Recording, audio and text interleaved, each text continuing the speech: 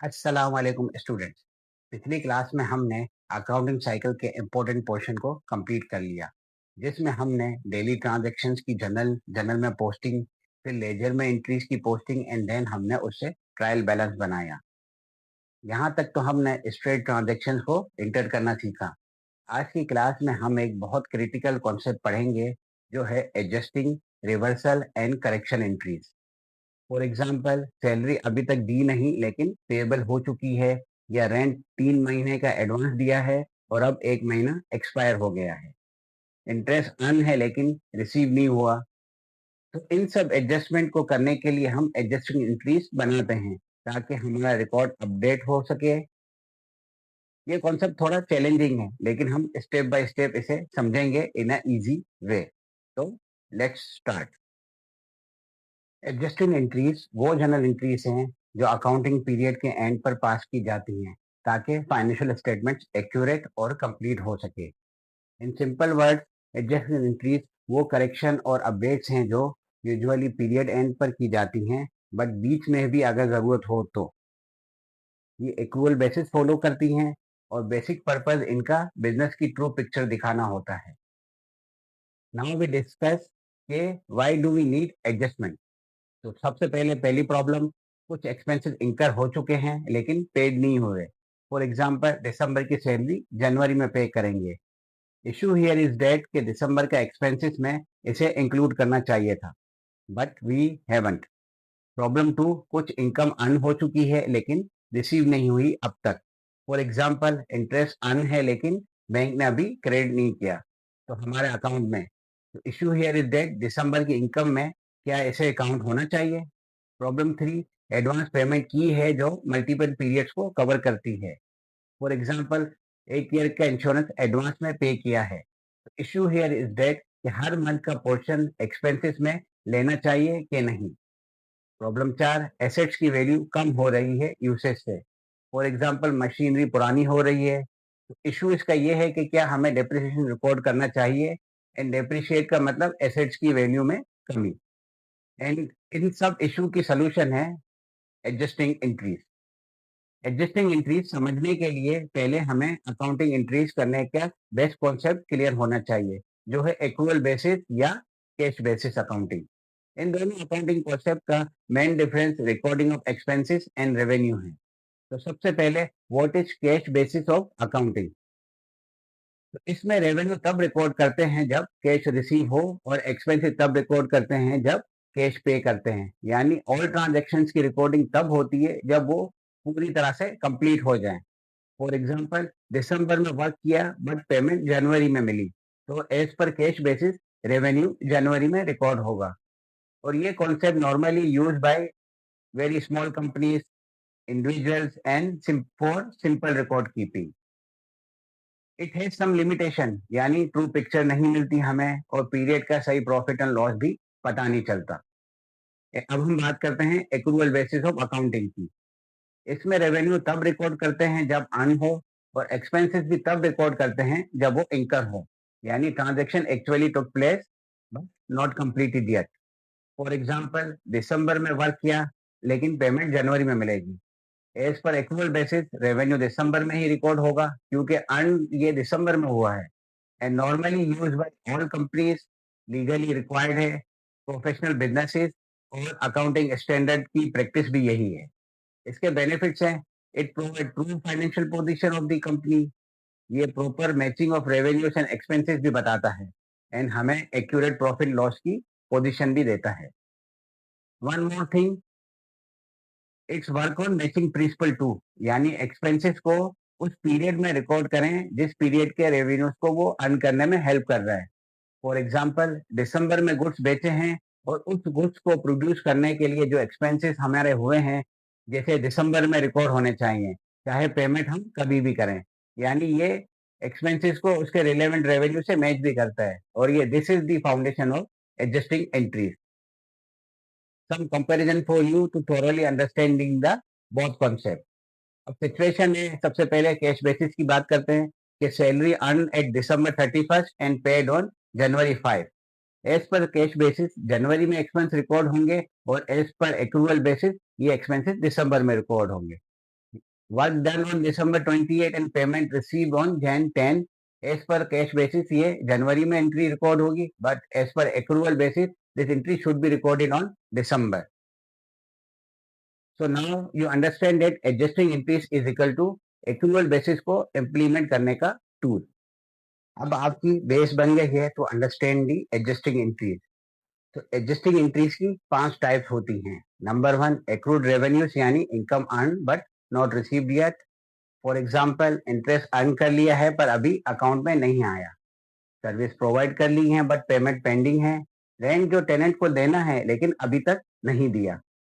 Number 2 है accrued expenses यानी expenses incurred but not yet paid. For example salary earn by employees but हमने अभी तक payment नहीं की. इंटरेस्ट पेबल है ऑन लोन बट अभी तक हमने पेमेंट नहीं की. और इलेक्ट्रिसिटी बिल आना है अभी यानी electricity consume but not recorded not paid yet. और नंबर 3 पे है अनअर्न्ड रेवेन्यू यानी advance received against sales but goods और सर्विसेज नॉट डिलीवर्ड और rendered yet. For example rent advance मिला for 3 months for from tenant but we didn't paid. और subscription fee advance में ले ली फॉर 6 मंथ और advance payment for any type of future work और supply. Number 4 है prepaid expenses यानी advance payment against any type of expenses. For example insurance premium paid for 1 year in advance. Office rent 3 महीने का advance में पे कर दिया. Office supplies खरीदी इन बल्क बट अभी तक यूज नहीं हुई. नंबर 5 है depreciation for assets value decrease यानी एसेट्स की वैल्यू टाइम के साथ कम होती है due to use and wear and tear and obsolescence. For example machinery पुरानी हो रही है, व्हीकल की वैल्यू घट रही है, फर्नीचर डिप्रिशिएट हो रहा है. Have a glance on quick classification. Deferrals यानी पहले कैश बाद में recognise. Example are prepaid expenses and unearned revenue. Accruals पहले रिकॉग्नाइज बाद में cash payment. Examples are accrued revenue and accrued expenses. Non cash इनकी एग्जाम्पल है डेप्रिसिएशन एंड अमोर्टाइजेशन एक्सपेंस. अब हम इस कॉन्सेप्ट को एग्जाम्पल के जरिए समझते हैं. तो एग्जाम्पल 1 है रेवेन्यू अर्न है बट कैश नहीं मिला. तो सिचुएशन है बिजनेस ने 1 लाख का फिक्स डिपॉजिट किया है. इंटरेस्ट रेट है 10% पर ईयर और इंटरेस्ट हर ईयर एंड पर मिलता है. इन December 31 तक 6 महीने हो गए हैं फिक्स डिपॉजिट को. तो अब एनालिसिस तो ये बहुत ही जरूरी है क्योंकि इससे हम एंट्री की जरूरी मालूमात निकाल लेते हैं फॉर मेकिंग एक्यूरेट ट्रांजेक्शन. तो 6 महीने का interest earn is equal to 1 lakh multiply 10% multiply 6 divide 12 is equal to 5000.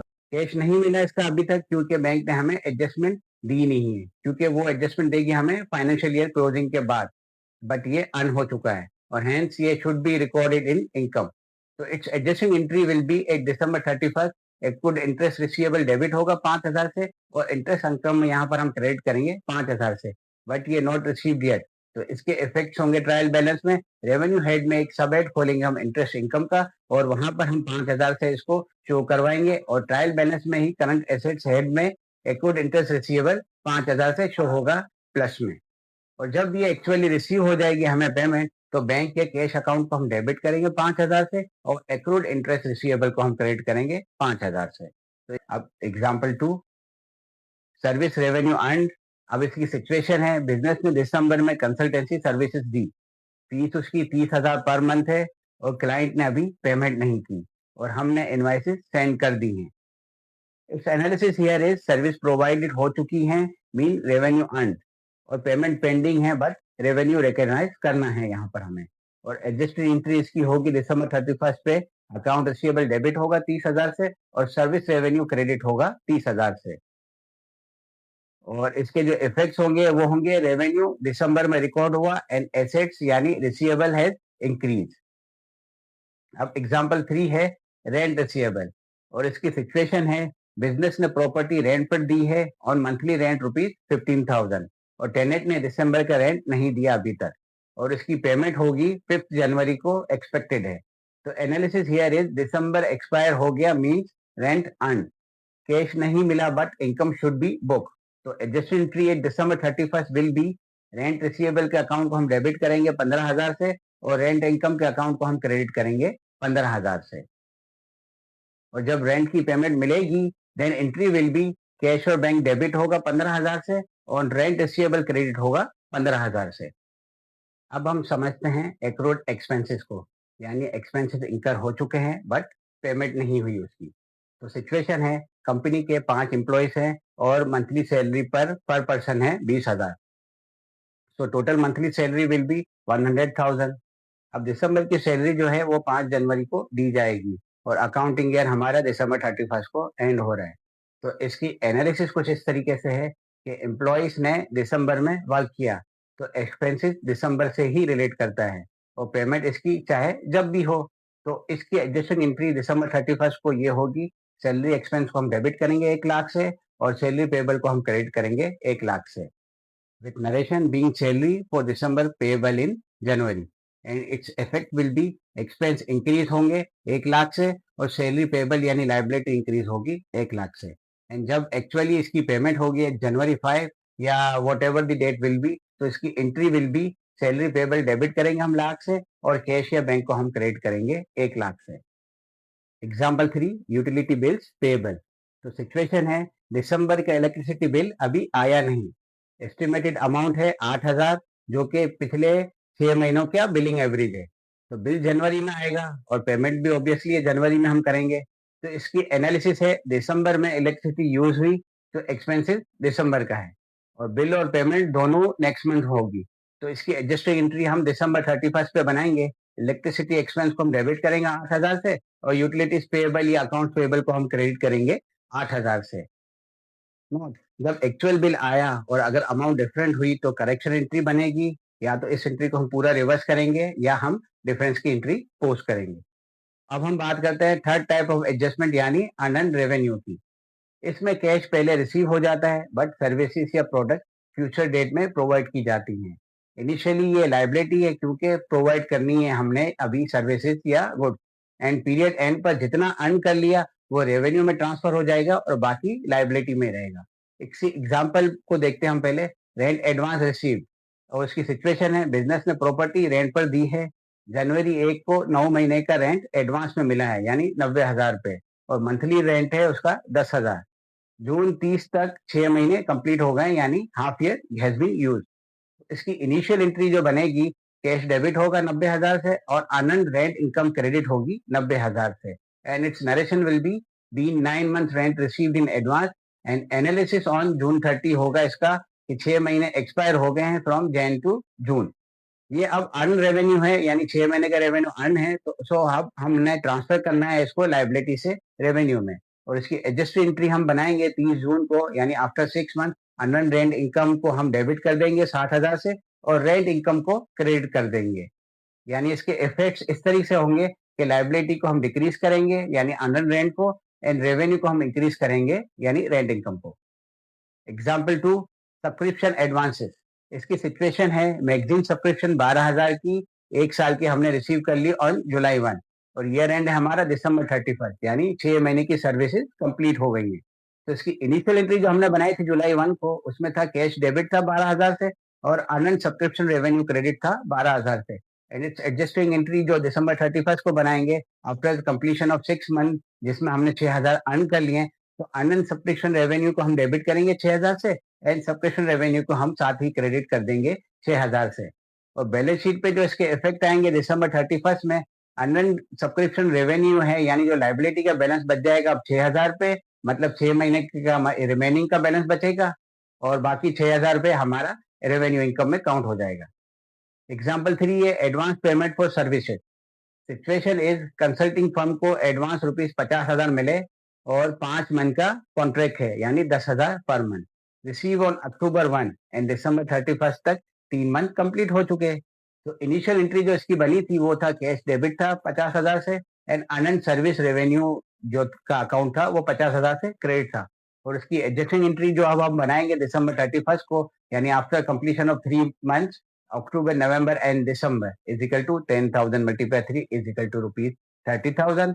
तो अनंत सर्विस रेवेन्यू को हम डेबिट करेंगे 30,000 से और सर्विस रेवेन्यू को हम क्रेडिट करेंगे 30,000 से as a 3 month revenue earn. तो अनंत सर्विसेज की रेवेन्यू का जो बैलेंस बचेगा वो इज इक्वल टू 20,000 यानी liability for Jain and Feb. अब हम बात करते हैं टाइप 4 ऑफ एडजस्टिंग एंट्रीज यानी प्रीपेड एक्सपेंसेस की। इसमें हम पेमेंट पहले कर देते हैं फॉर फ्यूचर एक्सपेक्टेड बेनिफिट्स और ये इनिशियली एसेट्स में रिकॉर्ड होते हैं क्योंकि बेनिफिट फ्यूचर में मिलेंगे, और पीरियड एंड पर जितना यूज कर लिया वो एक्सपेंस में ट्रांसफर कर लेते हैं। इसको समझते हैं हम थोरोली विद सम एग्जांपल। तो अब सबसे पहले example 1 of prepaid insurance expenses. इसकी सिचुएशन इस तरीके से कि जनवरी 1 को 1 ईयर की इंश्योरेंस प्रीमियम पेड की हमने 24,000, मंथली प्रीमियम है 2,000 रुपए, और दिसंबर 31 पर फुल ईयर एक्सपायर हो गया। तो इनिशियल एंट्री इसकी बनेगी प्रीपेड इंश्योरेंस डेबिट 24,000 से और कैश या बैंक क्रेडिट होगा 24,000 से, and it's narration will be being annual insurance premium paid in advance. Analysis on December 31 full year use हो गया, यानी पूरी अमाउंट अब एक्सपेंसेस है। Adjust entry eight December 31 will B insurance expense debit 24,000 से and prepaid insurance amount credit होगा 24,000 से, and it's narration will be being insurance expenses for the year. इसको हम अल्टरनेटिवली मंथली एडजस्ट भी कर सकते हैं, यानी हम हर महीने इसकी एडजस्टमेंट की एक एक्सपेंस की एंट्री बनाए तो ईयर एंड पे हमें ये प्रॉब्लम नहीं हो, और इवन ये पैरेलल एक्सपेंस भी हमें हर महीने दिखने लगे। मतलब हम हर महीने इसकी एंट्री बनाएंगे इस तरीके से कि इंश्योरेंस एक्सपेंस को हम डेबिट कर देंगे 2,000 से एंड प्रीपेड एक्सपेंस को क्रेडिट कर देंगे 2,000 से। तो ये हर महीने का एक्सपेंस हमारे इनकम स्टेटमेंट में बुक होना शुरू हो जाएगा। Example 2, prepaid rent. Situation is अक्टूबर 1 को 3 महीने का रेंट एडवांस दे दिया, यानी 45,000 रुपए, और मंथली रेंट है हमारा ₹15,000। तो दिसंबर तक 3 महीने कंप्लीट हो चुके। तो initial entry was prepaid rent debit था 45,000 से एंड कैश अकाउंट क्रेडिट था 45,000 से, and it's narration was being 3 month rent paid in advance. तो adjusted entry on December 31 will be 3 month use mean October, November and December. 15,000 multiply 3 is equal to 45,000। तो rent expense को हम debit कर देंगे and prepaid rent को हम credit कर देंगे 45,000 से। तो बैलेंस हमारा बचा prepaid rent is equal to 0 mean fully utilize. Example 3 की तरफ आते हैं हम। Office supplies. सिचुएशन है जनवरी में ऑफिस सप्लाईज ₹10,000 की बाय की। दिसंबर 31 को जब हमने फिजिकल काउंट किया तो 2,000 की सप्लाईज अभी रिमेनिंग है। तो it's mean use is equal to 10,000 minus 2,000 is equal to ₹8,000। Initial entry जो बनी थी वो थी ऑफिस सप्लाईज, यानी एसेट्स को हमने डेबिट किया था 10,000 से एंड कैश क्रेडिट किया था हमने 10,000 से। तो इसकी adjusted entry will B office supplies expense को हम डेबिट करेंगे अब 8,000 से, और ऑफिस सप्लाईज अकाउंट यानी एसेट्स को हम क्रेडिट करेंगे 8,000 से। तो ये हमारा अकाउंट सेटल हो जाएंगे, और ऑफिस सप्लाईज का एसेट्स का एंडिंग बैलेंस होगा वो हो जाएगा 2,000 रुपए। Example 4, prepaid advertising. तो इसकी सिचुएशन है 6 महीने के एडवर्टाइजिंग कॉन्ट्रैक्ट किया हमने 60,000 में। अप्रैल 1 को हमने इसकी पेमेंट की और मंथली एक्सपेंसेस इसका है 10,000। तो दिसंबर 31 तक हमने 9 महीने कंप्लीट कर लिए, यानी अप्रैल टू दिसंबर। तो इसकी इनिशियल एंट्री जो कि अप्रैल 1 को बनी थी वो थी प्रीपेड एडवर्टाइजिंग हमने डेबिट की थी 7,000 से एंड कैश वॉज क्रेडिट था 7,000।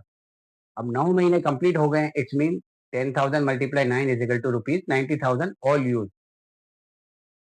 वेट, मंथ का कॉन्ट्रैक्ट था यानी 6 महीने का कॉन्ट्रैक्ट था, तो सितंबर एंड तक कंप्लीट हुआ, नॉट टिल दिसंबर। तो this sort of tricky question often comes in exam, so be careful with the words.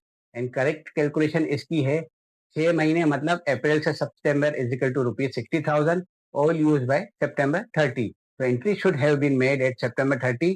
Advertising expense का अकाउंट डेबिट करेंगे हम 60,000 से, और प्रीपेड एडवर्टाइजिंग अकाउंट को क्रेडिट करेंगे हम 60,000 से। तो common pattern to understand prepaid expenses ये है कि इसमें इनिशियल पेमेंट होती है, यानी प्रीपेड हम एक्सपेंस की पेमेंट कर देते हैं और उसको रिकॉर्ड एज एसेट्स करते हैं, और पीरियड एंड पे जो यूज पोर्शन होता है उसको ट्रांसफर कर देंगे हम एक्सपेंसेस में, और जो अनयूज रहेगा वो एसेट्स में अवेलेबल रहेगा। यानी एसेट्स डिक्रीज होगा जितना पोर्शन यूज हुआ एंड एक्सपेंस इंक्रीज होगा। तो अब हम बात करते हैं पांचवें टाइप की एडजस्टमेंट एंट्री की, यानी डेप्रिसिएशन और एमोर्टाइजेशन। इसका कॉन्सेप्ट ये है कि फिक्स एसेट्स की वैल्यू टाइम के साथ साथ कम होती है with use, wear and tear और ड्यू टू ऑब्सोलिसेंस, और हम इस वैल्यू के डिक्रीज होने को as a depreciation expense record करते हैं। अब वाई डेप्रिसिएशन, इसका मैचिंग प्रिंसिपल है कि मशीन को 1 लाख का हमने बाय किया, ये 10 साल यूज होगी, हर साल ये रेवेन्यू जनरेट करने में हेल्प कर रही है, तो हर ईयर कुछ ना कुछ कॉस्ट भी इसकी एक्सपेंस होगी ना, मतलब। तो सोल्यूशन है कि हर ईयर हम 10,000 का डेप्रिसिएशन या वॉट एवर फिगर फीसेबल उसको हम चार्ज करेंगे। अब ये जो फिगर जो डेप्रिसिएशन की है या इसके जो फॉर्मूले या परसेंटेज होती है, ये तो एक मार्केट नॉर्म्स होता है, या फिर उसकी जितनी वेयर एंड टेयर हो या उसकी टेक्नोलॉजी में अपडेशन के बाद वो किस तरीके से डिक्रीज होती है, तो ये बिल्कुल अलग सिचुएशन की तरफ चीजें चली जाती हैं। तो जो एक्सपीरियंस और बिजनेस के नॉर्म्स और बिजनेस की प्रैक्टिस के हिसाब से हम तय करते हैं। तो चलें अब शुरू करते हैं हम एग्जाम्पल 1 सबसे पहले और डेप्रिसिएशन को डीपली समझने की कोशिश करते हैं। मशीनरी परचेज की हमने जनवरी 1 को 1 लाख की, उसकी यूजफुल लाइफ है 10 ईयर और उसकी सेल्वेज वैल्यू यानी स्क्रैप वैल्यू है at the end of life 10,000। तो इसका हम जो एनुअल कैलकुलेट करेंगे डेप्रिसिएशन, वो मेथड होगा स्ट्रेट लाइन मेथड। तो उसका फॉर्मूला है annual depreciation is equal to cost minus salvage value and divide by useful life. तो यहाँ पर जो हमारी फिगर्स हमारे पास अवेलेबल है, तो उसका आंसर आएगा 9,000 per year depreciation will be charge. तो इसकी एडजस्टेड एंट्री होगी after completion of year 1 at December 31st। Depreciation expense को हम डेबिट करेंगे 9,000 से और एक्यूमुलेटेड डेप्रिसिएशन यानी मशीनरी के अकाउंट को हम क्रेडिट करेंगे 9,000 से। यह इंपॉर्टेंट थिंग टू रिमेंबर यहाँ पर ये है कि एसेट्स हर ईयर के रेवेन्यू जनरेट करने में सपोर्ट कर रहा है। तो एवरी ईयर कुछ ना कुछ कॉस्ट भी इसकी एक्सपेंस होनी चाहिए और एक्यूमुलेटेड डेप्रिसिएशन एक कॉन्ट्रा एसेट्स अकाउंट है, यानी ये एसेट्स के साथ एक नेगेटिव अकाउंट के तौर पर बैलेंस शीट में बुक किया जाता है। यानी एसेट्स के अकाउंट को हम डायरेक्ट डिडक्ट नहीं करते विद डेप्रिसिएशन एक्सपेंस, इसको अलग से हम रिकॉर्ड करते हैं ताकि एसेट्स की जेन्युइन वैल्यू हमेशा हमें बैलेंस शीट पे नजर आए। तो इसी प्रेजेंटेशन इसकी इस तरीके से होगी कि फिक्स एसेट्स यानी मशीनरी 1 लाख की लेस एक्यूमुलेटेड डेप्रिसिएशन 9,000 और उसकी नेट बुक वैल्यू जो है 91,000 और ये नेट बुक वैल्यू जो है बैलेंस शीट में रिकॉर्ड होती है। और डेप्रिसिएशन के डिफरेंट मेथड्स हैं, इसकी detail concept you can view in our depreciation video. वहां से आप इसके दूसरे डिफरेंट कैलकुलेशन के प्रोसेस और जितने तरीके हैं वो हमने वहां डिस्कस किए हुए, वहां आप देख सकते हैं। एग्जाम्पल 2 है vehicle purchase in mid year.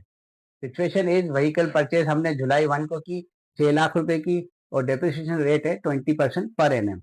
Financial year and है December 31st और ओनली 6 मंथ यूज हुए हैं इसकी। तो इसकी calculation will be annual depreciation 6 lakh multiply 20% is equal to 120,000। उसको देन फिर हम 6 महीने में कैलकुलेट करेंगे तो वो फिगर आएगी 60,000 एंड इसकी एडजस्टमेंट एंट्री होगी डेप्रिसिएशन एक्सपेंस व्हीकल डेबिट 60,000 से और एक्यूमुलेटेड डेप्रिसिएशन व्हीकल का अकाउंट क्रेडिट होगा 60,000 से।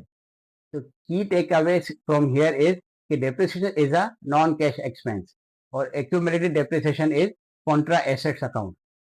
Net book value is equal to cost minus accumulated depreciation और हर ईयर डेप्रिसिएशन एक्सपेंस P&L में रिकॉर्ड होता है और एक्यूमुलेटेड डेप्रिसिएशन बैलेंस शीट पर क्यूमुलेटिव रिकॉर्ड होता है। अब हमने तमाम adjusting entries and correction entries along with reversal entries को डिटेल में समझ लिया और अब हम समझते हैं कि what is adjusted trial balance. तो ट्रायल बैलेंस की डेफिनेशन कुछ इस तरीके से है कि एडजस्टेड ट्रायल बैलेंस वो ट्रायल बैलेंस है जो एडजस्टिंग एंट्रीज पोस्ट करने के बाद बनाई जाती है और इसका प्रोसेस कुछ इस तरीके से है कि unadjusted trial balance then pass the adjusted entry then post in particular ledger. फिर उसके बाद हम अपडेट करेंगे लेजर को और उनके बैलेंसेस को। Then we will prepare the adjusted trial balance और फिर उसके बाद हम जाएंगे अपने फाइनेंशियल अकाउंट्स की तरफ। तो ये है छोटा सा प्रोसेस जिसको हमने पूरा करना है तो ही हम एक्यूरेट और ट्रू फाइनेंशियल स्टेटमेंट तक पहुंच सकते हैं, जो हमारा एम है। अब एक एग्जांपल है आपके सामने अनएडजस्टेड ट्रायल बैलेंस की। यू कैन सी के वहां पर कैश के, प्रीपेड के, इक्विपमेंट के, एक्सपेंसेस के, रेवेन्यू के, कैपिटल के बैलेंसेस आप देख रहे हैं जो आपकी स्क्रीन पे हैं और ये ट्रायल बैलेंस टेली है 180,000 डेबिट एंड 180,000 क्रेडिट और इसमें एडजस्टमेंट की डिटेल है। Insurance expense for year ₹12,000, depreciation expense on equipment 10% के हिसाब से 10,000 और सैलरी पेबल जो है वो है 5,000। तो ये एडजस्टमेंट के लिए हमारे पास कुछ एडजस्टिंग एंट्रीज हैं और आफ्टर एडजस्टेड ये सारी एंट्रियां करने के बाद जो एडजस्टेड ट्रायल बैलेंस आप देख रहे हैं वो आपकी स्क्रीन पे वो कुछ इस तरीके से हैं, जिसके अंदर में जो जो एंट्रियां हमने एडजस्टमेंट की पास की हैं वहां से वो बैलेंसेस अपडेट हो गए और एक्यूरेट ट्रायल बैलेंस जो आप देख रहे हैं वो ये। तो अब ट्रायल बैलेंस का अपडेट बैलेंस हो गया है 195,000 ऑन बोथ साइड। अब हम कुछ कॉमन मिस्टेक डिस्कस कर लेते हैं जो स्टूडेंट अक्सर करते हैं। तो मिस्टेक नंबर 1 है फॉरगेटिंग टू एडजस्ट, यानी एडजस्टिंग एंट्रीज कंप्लीटली मिस कर देना और impact of this error will be expenses under stated हो सकते हैं, रेवेन्यू की फिगर इनकरेक्ट आएगी और फाइनेंशियल स्टेटमेंट जो है वो टोटली मिसलीडिंग बन जाएगा। तो इसकी सोल्यूशन है कि पीरियड एंड पर एक्सपेंस का सिस्टमेटिक एंड थोरो रिव्यू करें, यानी all advances depreciation should be check. Mistake number 2 है रॉन्ग अकाउंट की क्लासिफिकेशन, यानी डेबिट को क्रेडिट कर दिया एंड क्रेडिट को डेबिट कर दिया। Like prepaid insurance account debit था और इंश्योरेंस एक्सपेंस को हमने क्रेडिट कर दिया, इंस्टेड ऑफ इंश्योरेंस एक्सपेंस को डेबिट करना था और प्रीपेड इंश्योरेंस को क्रेडिट करना था, जो कि हम एक्सपेंस की एडजस्टमेंट कर रहे थे। मिस्टेक नंबर 3 है प्रोपोर्शनल एक्सपेंस की कैलकुलेशन में गलती करना। फॉर एग्जांपल इंश्योरेंस 1 साल की 12,000 है जो हमने पेड की थी जुलाई 1 को, तो दिसंबर 31 को पूरे 12,000 से हमने एंट्री रिकॉर्ड कर दी इंस्टेड ऑफ 6,000। तो always use amount multiply months use divide by total months. Mistake number 4 है एक्यूमुलेटेड डेप्रिसिएशन को एसेट से डायरेक्ट माइनस कर देना, यानी चार्ज जो हुआ था डेप्रिसिएशन एक्सपेंस का, फॉर एग्जांपल 10,000 का, तो हमने क्रेडिट कर दिया इक्विपमेंट अकाउंट को directly instead of accumulated account. तो यहाँ से हमारे एसेट्स का जो बैलेंस है वो टोटल आउट हो जाएगा। तो उसको हमने हमेशा देखना है कि डेप्रिसिएशन एक्सपेंस और साथ हमने एक्यूमुलेटेड डेप्रिसिएशन यानी कॉन्ट्रा अकाउंट को क्रेडिट करना है। इक्विपमेंट की ओरिजिनल कॉस्ट हमेशा सेम रहनी चाहिए। मिस्टेक नंबर 5 है रिवर्सल एंट्री भूल जाना, मतलब we charge accrued expenses as salary expenses को अकाउंट को डेबिट किया था हमने 10,000 से और सैलरी पेएबल के अकाउंट को हमने क्रेडिट किया था 10,000 से। लेकिन जब नेक्स्ट पीरियड जब हमने पे कर रहे थे इस एंट्री को, तो instead of debiting salary payable account we debit the salary expense again, यानी हमने एंट्री बना दी, सैलरी एक्सपेंस को डेबिट कर दिया और कैश को क्रेडिट कर दिया। तो इस एरर की वजह से वो चार्ज यानी वो एक्सपेंसेस है वो डबल रिकॉर्ड हो गया। मिस्टेक नंबर 6 है कि कैश बेसिस की हमने थिंकिंग यानी अप्रोच रखी हुई है, यानी माइंडसेट हमारा अभी भी रॉन्ग है जो कि कैश के हिसाब से चल रहा है, यानी रेवेन्यू जब तक हमें मिलेगा नहीं जब तक हम उसको रिकॉर्ड नहीं करेंगे। करेक्ट माइंडसेट ये है जो कि एक्रूवल का मेन बेसिक कॉन्सेप्ट है, जब अर्न हो गया तो चाहे वो पैसे मिले हो ना मिले हो हमने उसको रिकॉर्ड करना है।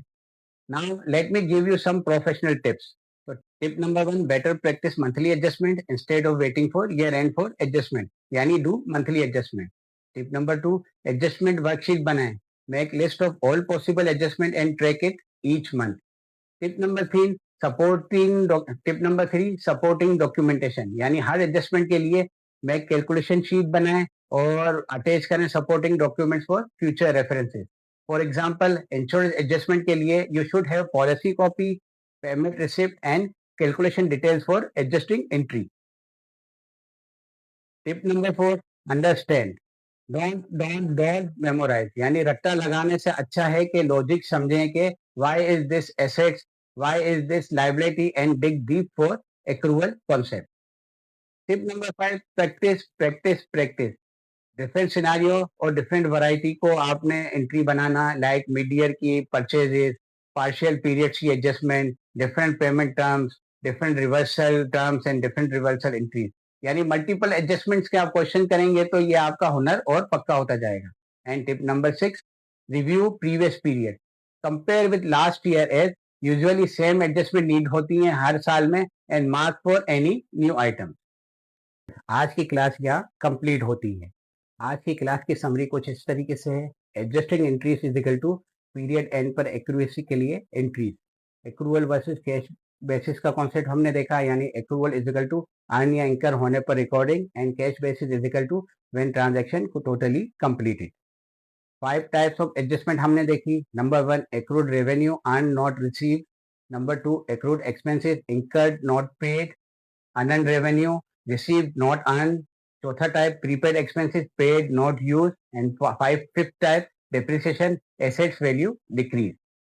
Adjusted trial balance is equal to after adjustment trial and common mistakes and some बात की हमने प्रोफेशनल टिप्स की।